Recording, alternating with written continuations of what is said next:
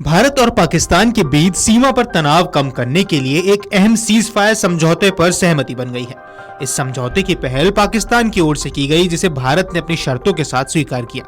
यह सहमति दोनों देशों के director general of military operation स्तर पर हुई। भारतीय डीजीएमओ आज इस मुद्दे पर प्रेस कॉन्फ्रेंस कर रहे थे।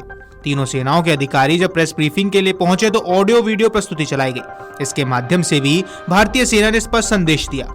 ऐसा इसलिए क्योंकि जिस बैकग्राउंड संगीत का इस्तेमाल किया गया वह शिव तांडव स्त्रोत था। Air marshal A K. Bharti, lieutenant general Rajiv Ghai, vice admiral A N. Pramod और मेजर जनरल ए.एस. शारदा ने भारतीय सेना की कार्रवाई पर जानकारी दी। DGMO lieutenant general Rajiv Ghai ने कहा, आप सभी को अब तक उस क्रूरता और नृशंस तरीके से परिचित हो चुके जिसमें 22 अप्रैल को पहलगाम में 26 निर्दोष लोगों की हत्या कर दी गई। पहलगाम के भयावह दृश्यों और परिवारों के दर्द को देखने के बाद निहत्थे नागरिकों पर हाल ही में हुए कई अन्य आतंकवादी हमलों की याद भी आई। सेना जानती थी कि एक राष्ट्र के रूप में हमारे संकल्प को दिखाने और एक दमदार बयान देने का समय आ गया है। ऑपरेशन सिंदूर की अवधारणा आतंक के अपराधियों और साजिश रचने वाले लोगों को दंडित करने और उनके आतंकी ढांचों को नष्ट करने के स्पष्ट सैन्य उद्देश्य के साथ की गई।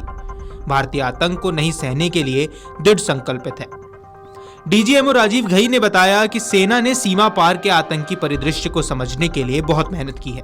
सुरक्षा बलों ने सूक्ष्मता से काम किया और आतंकी शिविरों और प्रशिक्षण स्थलों की पहचान की। कार्रवाई करने के लिए हम कई जगहों पर सामने आए, लेकिन हमने गहन विचार विमर्श किया और ऐसा एहसास हुआ कि इनमें से कुछ आतंकी केंद्र अब मौजूद ही नहीं है। हमने तय किया था कि हम केवल आतंकवादियों को ही निशाना बनाएंगे और आम नागरिकों के साथ साथ दूसरे नुकसान को रोका जाएगा। खुफिया एजेंसियों ने 9 आतंकी शिविरों के बारे में भी पुष्टि की।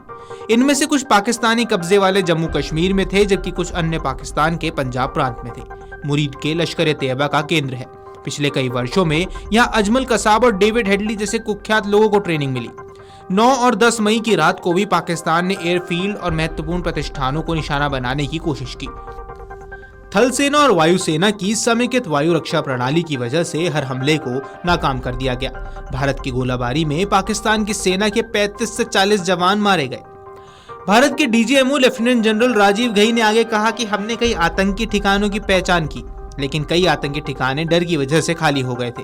भारत ने काफी सोच समझकर टारगेट तय किए।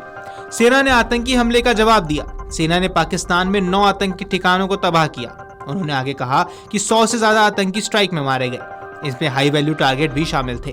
हमने 3 बड़े आतंकियों को खत्म किया। इसमें मुदस्सर खास, हाफिज जमीर और यूसुफ अजहर शामिल हैं, जो IC-814 के अपहरण और पुलवामा विस्फोट में शामिल थे।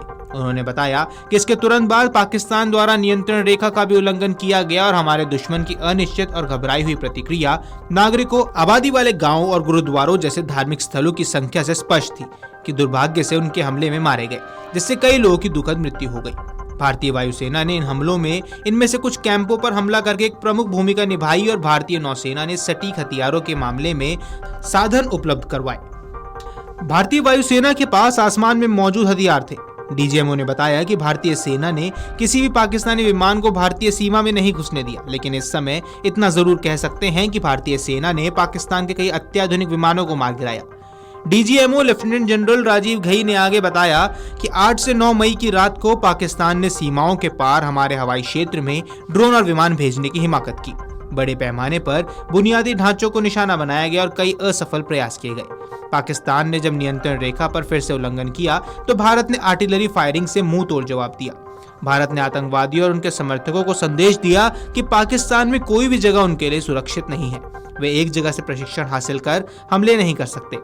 आतंकी वारदात को अंजाम देने के बाद वो दूसरी जगह 4 मंजिला बंगले में रहकर नहीं सोच सकते कि वे सुरक्षित हैं। हम पलटवार करेंगे।